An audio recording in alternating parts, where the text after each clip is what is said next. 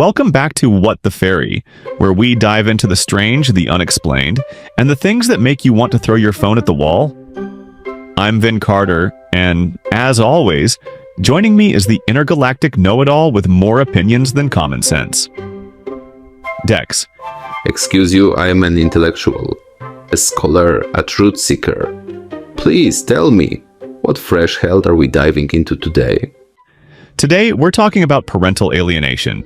But instead of lecturing, we're going to explain it through something we all know and love. Painful, repetitive nonsense. Oh, you mean family court? Exactly. Let's break it down. You remember There's a Hole in My Bucket?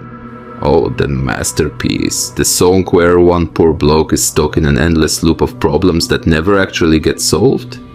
Yeah, sounds familiar. Let me guess. It's got a blimmin' hole in it. The song where Henry tries to fix a hole, but every solution leads to another problem until, boom. He's right back where he started. Oh yeah, this is basically the Family Court Greatest Hits album. Want to see your kid? Sorry, they don't want to see you. Why don't they want to see you? Because of things they've heard. Where did they hear those things? The other parent. Can you correct the lies? Not if you don't have access. Can you get access, maybe through court? Will court help? Not if the system is stacked against you. Yeah. Now, alienated parents, sound familiar? And just like that, you're stuck in a loop that makes Groundhog Day look like a relaxing holiday.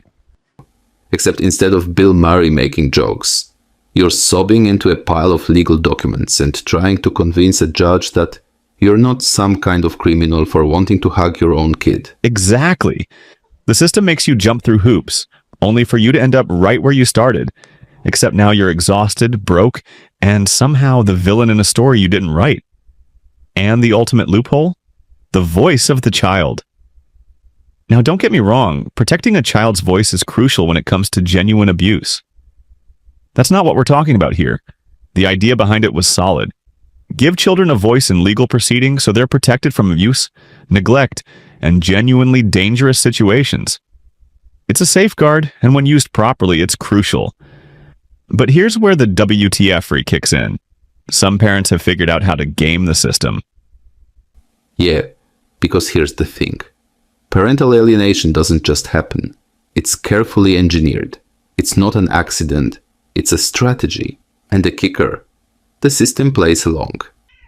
Bingo. And just like that, we've got ourselves a loophole. If you're an alienating parent who wants to erase the other parent from the child's life, here's your playbook. Step 1. Start planting little suggestions. You don't have to see mom or dad if you don't feel comfortable. Step 2. Reinforce negative experiences. You seemed so upset after your last visit. Maybe we should talk to someone about how this isn't healthy for you. Step 3. Play the protective hero. I'd never force you to go if you don't want to.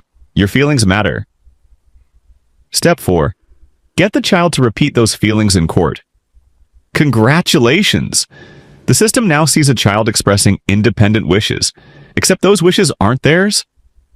Right, because apparently children are the world's most reliable decision makers. That's why we let them drive cars, pay taxes, and pick their own bedtimes. Exactly. Oh, wait. What they've done is absorb years of emotional pressure and psychological manipulation. Which is why, as much as I'd love to give you a simple fix, there isn't one. But what you can do is disrupt the pattern. Oh, I like that. Chaos. Let's hear it. First, document everything. Keep a record of conversations, behaviors, missed visitations, any strange or overly mature comments your child repeats like a parrot. Over time, these details form a bigger picture. This isn't paranoia, it's survival. Second, stay consistent. Your kid might not see the truth now, but they'll remember who showed up. Third, don't take the bait. The alienating parent wants you to lose it. They want you to snap so they can point and say, "See? Unstable." Don't give them the satisfaction. Fourth, advocate for real psychological assessments. Not just a kid's words on paper, but an evaluation that looks at influence and coercion. Right, so in summary, parental alienation is like there's a hole in my bucket, except instead of an annoying song, it's your life. And instead of Liza giving you bad advice, it's your lawyer draining your bank account. Pretty much. Great. Love that for you. That's it for tonight's WTF-RE. If you've ever been stuck in a cycle like this, drop a comment below. And if you're new here, hit that subscribe button. Because around here, we don't just ask why, we ask what the fairy. And also because if Vin doesn't get enough likes, he cries into his coffee. Good night, Dex.